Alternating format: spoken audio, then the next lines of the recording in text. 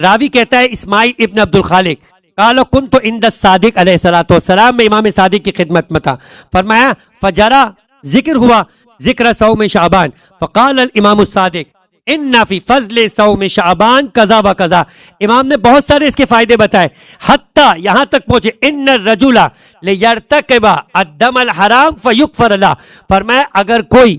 ناحق کسی فرد کو قتل کر دے، اس قتل کے گناہ کا